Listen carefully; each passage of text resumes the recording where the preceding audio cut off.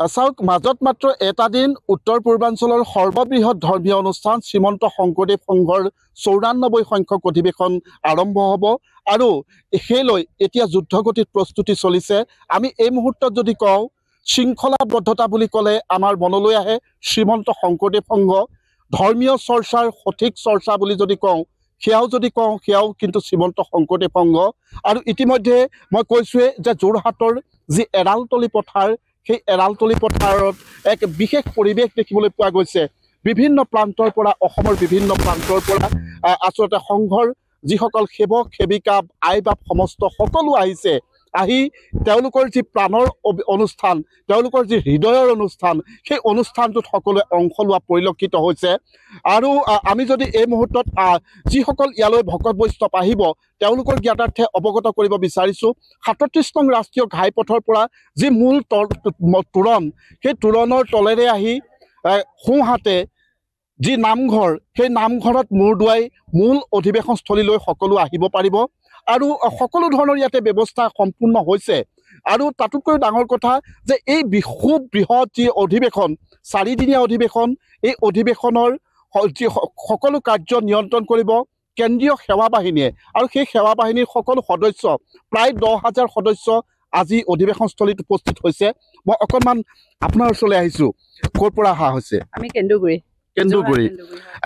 আপোনালোকে সেৱকী হয়, তথাপিতো মানে এনেকে চাবলৈ যে নোৱাৰিম হুলস্থুলীয়া পৰিৱেশ হলে, সেইটো কাৰণে আমি আগতীয়াকে চাবৰ কাৰণে আহিছো। মানে জনসমাগম যথেষ্ট হ'ব, সেইকাৰণে আগতীয়াকৈ সেইকাৰণে আগতে আহিছো।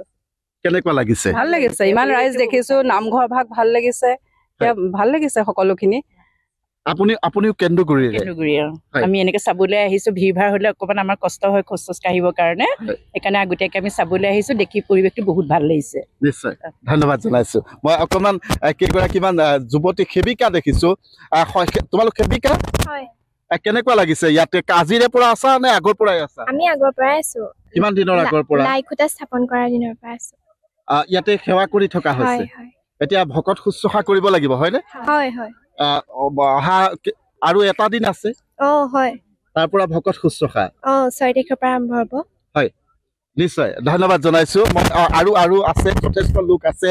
মই তেওঁলোকৰ পৰা অকণমান জানিম যে কেনে ধৰণৰ এক প্ৰস্তুতি ইতিমধ্যে ইয়াতে সম্পন্ন হৈছে, সেই পৰিৱেশটো মই দেখুৱাম।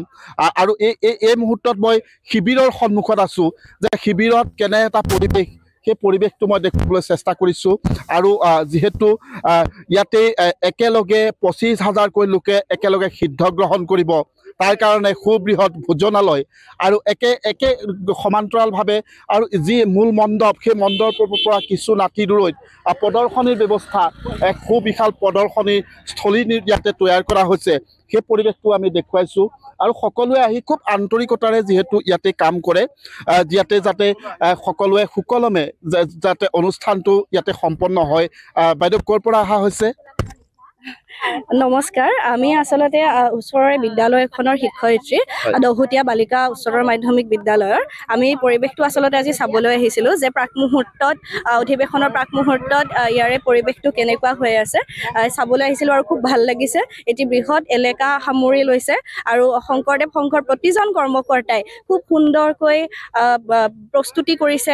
তেওঁলোকে খুব সুন্দৰ পৰিকল্পনা কৰিছে আৰু খুব সুন্দৰ কৰ্ম কৰিছে। গতিকে আমি শুভেচ্ছা জনাইছো আৰু আমি চাবলৈ আহিবলৈ আমি উৎসুক হৈ আছো।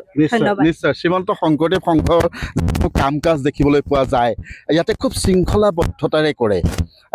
আমি সোমাই আহিয়ে যি দেখিছোঁ পৰিৱেশ, তোৰণৰ পিছতেই নামঘৰ, নামঘৰৰ পিছতেই মণ্ডপ আৰু সুবিশাল শিবিৰ, এই শৃংখলাবদ্ধতা গুৰুজনাইও এইখিনিয়ে কিন্তু কৈ যায়, হয়নে? হয় হয়, গুৰুজনাৰ আদৰ্শৰেতো তেওঁলোক অভিভূত হৈছে। গুৰুজনাৰ যি অসমীয়া সমাজ ব্যৱস্থা এক কৰা যি মানে ঐকান্তিক প্ৰচেষ্টা, সেই প্ৰচেষ্টাটো একচুৱেলি এই অধিৱেশনলৈ যোনসকল ভক্ত আহিছে, সেই প্ৰচেষ্টাটো ইয়াত দেখা পাব।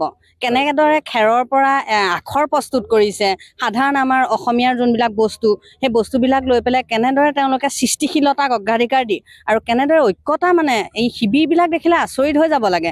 নৰাৰ পৰা তেওঁলোকে শিবিৰ বনাইছে কুটিবিলাক খেৰেৰে মানে তেওঁলোকে বিচনা প্ৰস্তুত কৰিছে এই কাৰুকাৰ্য আৰু একতা নাথাকিলে মানে এইটো অসমীয়া সমাজত হৈ উঠিব নোৱাৰে এজনে কেতিয়াও এইটো অনুষ্ঠান গঢ় দিব নোৱাৰে সেইটো কাৰণে 40 লাখ ভক্তৰ সমবেত হ'বলগীয়া এই পথাৰখনত ইমান ধুনীয়াকে এটা ঘৰুৱা পৰিৱেশ সৃষ্টি কৰি দিছে সঁচাই অভিভূত হ'বলগীয়া নিশ্চয় ধন্যবাদ জনাইছো আপুনি একেলগে আহিছে আপুনি আমি একে বিদ্যালয়ৰে হয় ওচৰৰে দহোটীয়া বালিকা উচ্চ মাধ্যমিক বিদ্যালয় আমি গোটেইখিনিয়ে ভাবিলো যে ওচৰতে যেতিয়া আমাৰ ইয়াতে হৈছে ইমান ডাঙৰ এটা অনুষ্ঠান সৌভাগ্যৰ কথা আমি উৎফুল্লিত হৈ আছো চাবলৈ আৰু সকলোৱে আহক সকলোৱে একেলগে সঁহাৰি জনাই যাতে সুকলমে অনুষ্ঠানটো সামৰণি হয় আমাৰ যোৰহতীয়া সংস্কৃতিও যিহেতু ৰাইজে দেখি যাব লাগিব যোৰহতীয়া ৰাইজৰ আচাৰ ব্যৱহাৰৰ পৰা সকলো কথা হয়নে হয় হয় নিশ্চয় যে আমাৰ যিহেতুকে এইটো আমাৰ সৌভাগ্য আমাৰ যোৰহাট গোলাঘাটৰ নিচিনা এটা অঞ্চলত ইমান এটা বিশাল অনুষ্ঠান ইয়াত আয়োজন কৰিছে আমি খুব অভিভূত হৈছোঁ আমি ওচৰৰে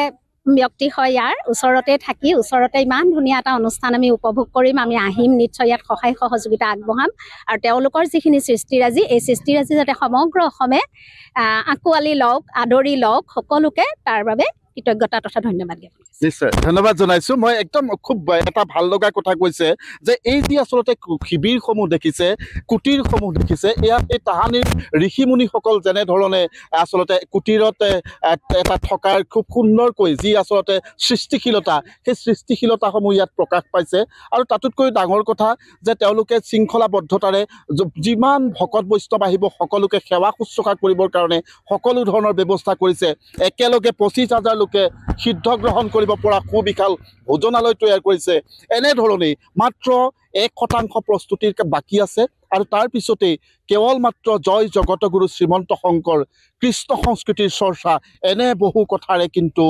মুখৰিত হৈ পৰিব এই যি যোৰহাটৰ মহবন্ধাস্থিত এৰালতলী পথাৰ আৰু য'ত সমাগম ঘটিব 25 লাখৰো অধিক ভকত বৈষ্ণৱ আপুনি বিচৰা বাতৰি পাব কেৱল নিউজ 18 এপত নিউজ 18 এপ ডাউনলোড কৰিবলৈ স্ক্যান কৰক এই QR কোড গুগল প্লে ষ্টৰতো পাব এই নিউজ 18 এপ